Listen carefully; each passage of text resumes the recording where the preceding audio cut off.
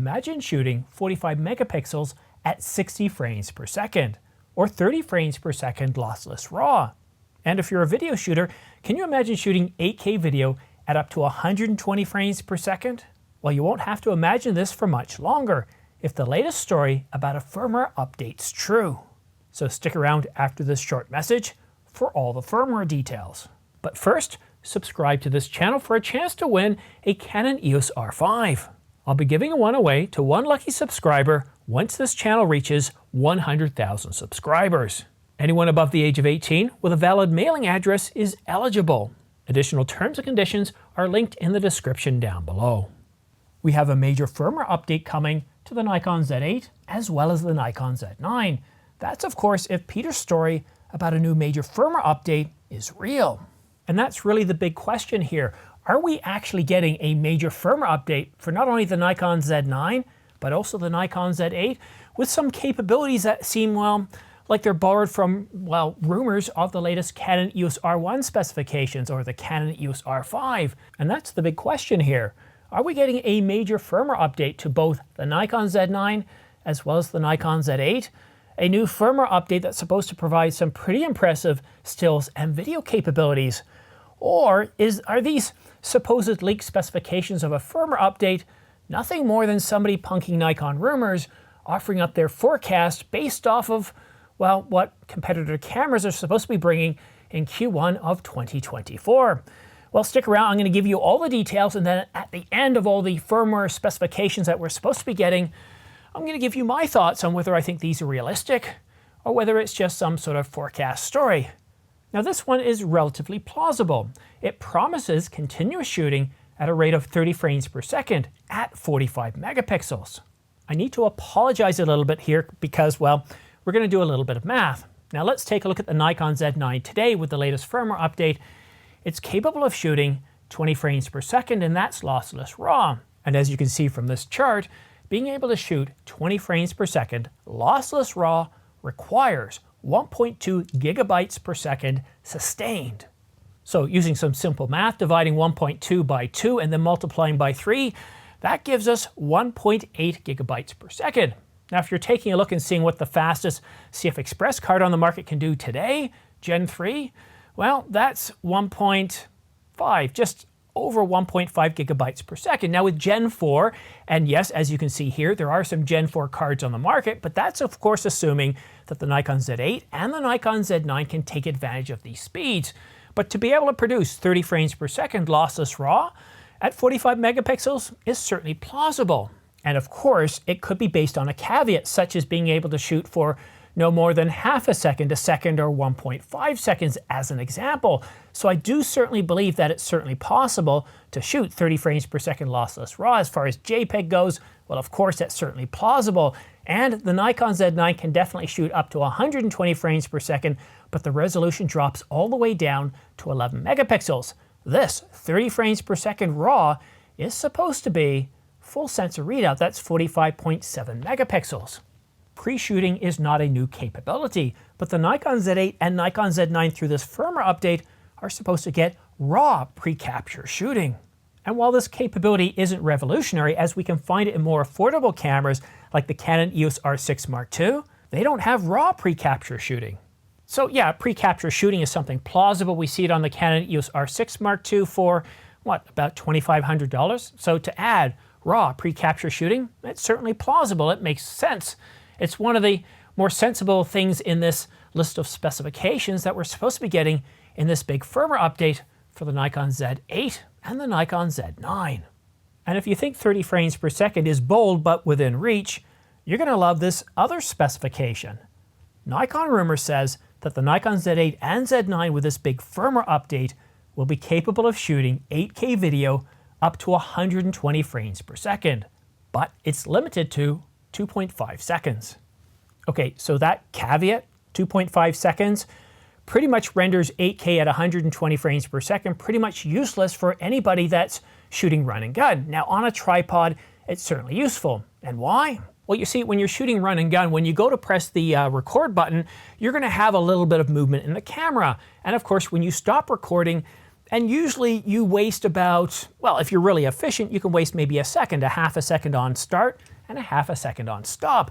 But most of us are going to waste between 1 and 2 seconds. So whenever I'm shooting static subjects that aren't moving, well, I usually make sure I record for a minimum of 5 seconds.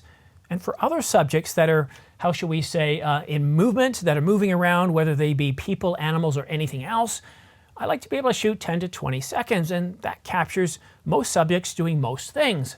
But 2.5 seconds? I know it's 120 frames per second, but that whole setup when you're doing run and gun, to me, it just doesn't seem useful. And on a tripod, it's certainly more usable if we're using some sort of remote shutter.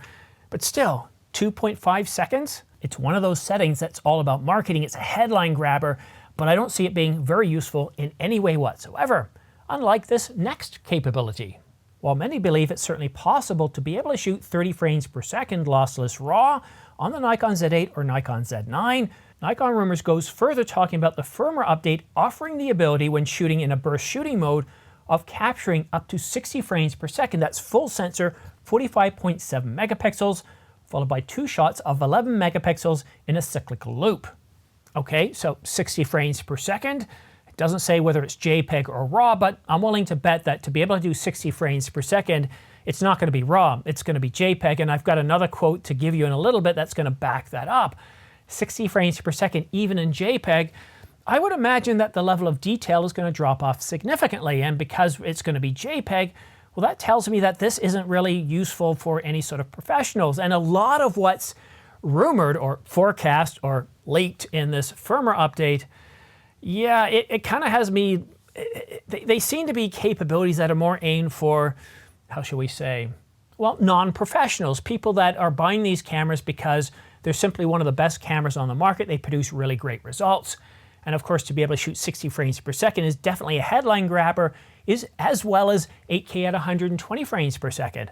But 60 frames per second, the level of detail with the same processor and sensor, of course, because obviously we're not getting an update to the hardware, seems a bit of a big ask. I would expect the detail to drop off. We're doing JPEG. Well, how do I know it's doing JPEG? Well, let's take a look at this other specification that we find in the same post. So continuous high-speed shooting in C30 and C120 mode, and that's JPEG only. So yeah, it's very likely this is for JPEG, and again, see, this is why it's surprising me a little bit, and why I'll tell you my thoughts on all these capabilities right at the end, but to have a high-end camera, the Z8 and Z9 are really at the top of Nikon's line for continuous shooting hybrid stills and video cameras. So to be able to do 60 frames per second JPEG, a bit of a sleeper. Now 30 frames per second lossless RAW, that could certainly be useful, and that's something we'd expect to see in the next generation of cameras coming out at the really high end. Oh, could this be, oh, hold on, let me check on this. Could be some more leaked specifications. Well, it looks like that helps back up another story that I'm looking on. Maybe we'll have another video. Can't say anything yet, but that video should be coming out in the next week or two. Anyhow, so let's get back to the specifications. We have another video enhancement to the Nikon Z8 and the Nikon Z9 through this supposed big firmware update. Video will get a new log curve that's extremely close to log C4, and it was created for Nikon RAW to maximize encoder efficiency and record the sensor's original color space. And you can see me smiling a little bit as a video shooter, as primarily a video shooter. Having a new log curve that gives us more room in the shadows or more room in the highlights is something that's, well, it's something we look forward to. Now, most of the times when I shoot with a log curve, except for when I'm shooting for this channel with the dynamic range, there's really no need. I shoot in 8-bit, but for most of my run and gun stuff, shooting log, well, it's really impressive. So to have a new log profile come out, I think that's certainly plausible as well. It makes sense. And we're also hearing from Canon that they're coming out with a new log profile too, Canon Log 4. But it is supposed to be for cinema cameras. Now, could we see that on the R1 or the R5 Mark II?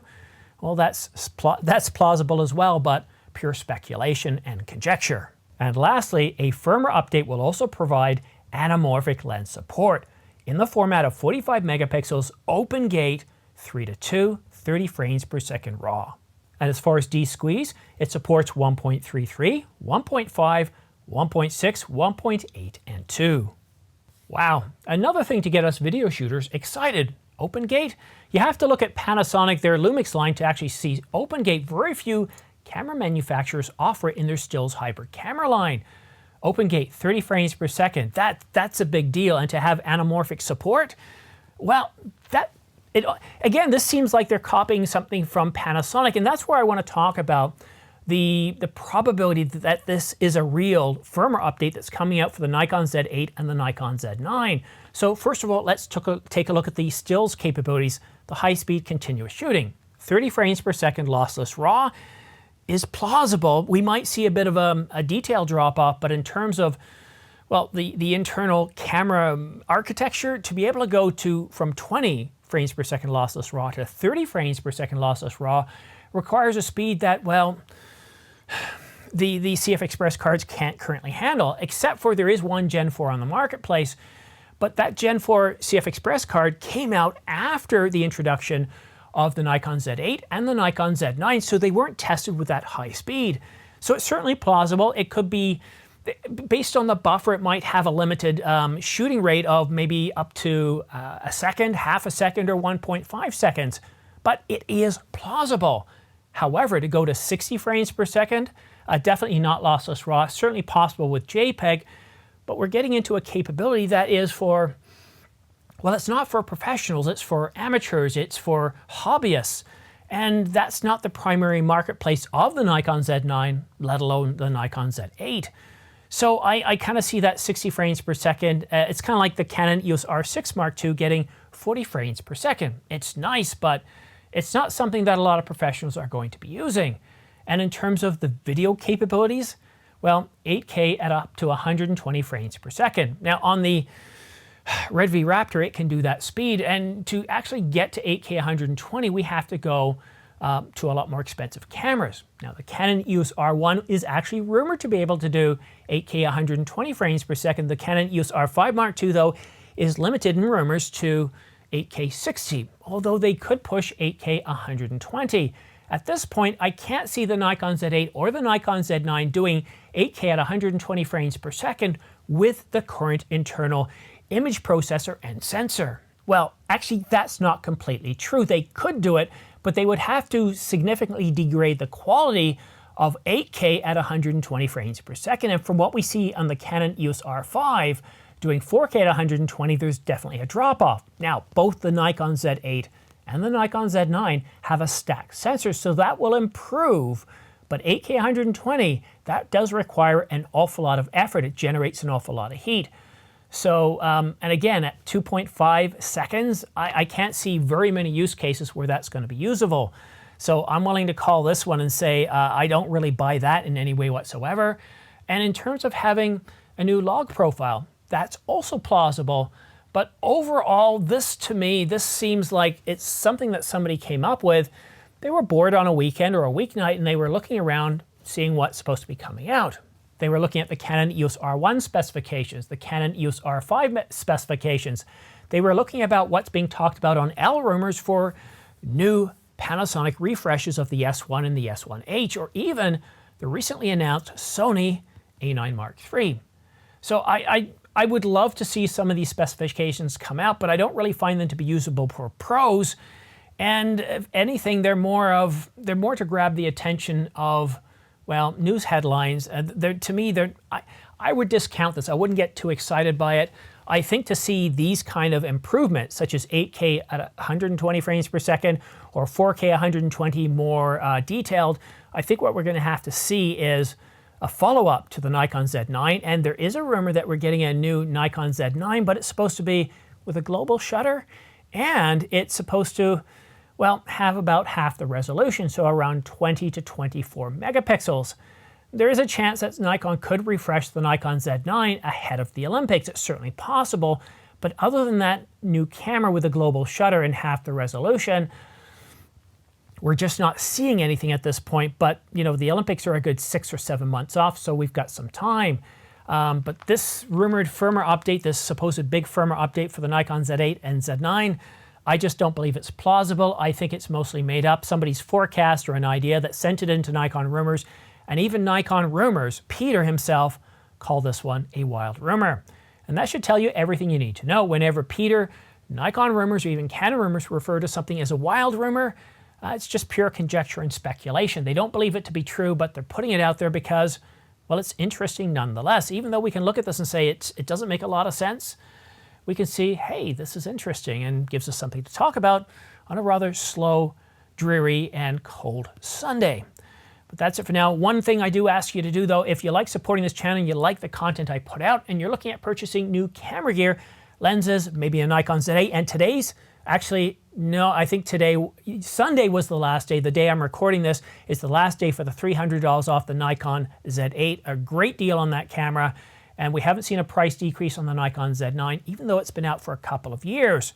But if you look at the price of the Sony Alpha 1 and the Canon 1DX Mark III, well, the Nikon Z9 came out already discounted by $1,000. So if you're looking at purchasing anything from Adorama, B&H, or Amazon.com, then please consider using my affiliate links in the description down below, as I get a small commission back, and it really helps support this channel. And the good news for you is it doesn't cost you anything extra. You get to spend the same price, and just grab any of the links down below. You can provide ones for direct products such as the Nikon Z8 or the Canon 200 to 800 millimeter, any of them to Adorama or Amazon or even B&H, and it still works. So I want to say thank you very much for watching. Thank you very much for those of you that have used my affiliate links, and have yourself a great weekend, or I guess great week at this point. Probably by the time you're watching this video, I've already set up the Christmas tree with my family. So it's already starting to feel a little bit Christmassy, even though we don't have any snow on the ground. But that's it for now. Kathy, have yourself a great week. Tony, John, and Marcus, as well as John, thank you very much for watching and supporting this channel for all these years. And we'll see you again soon.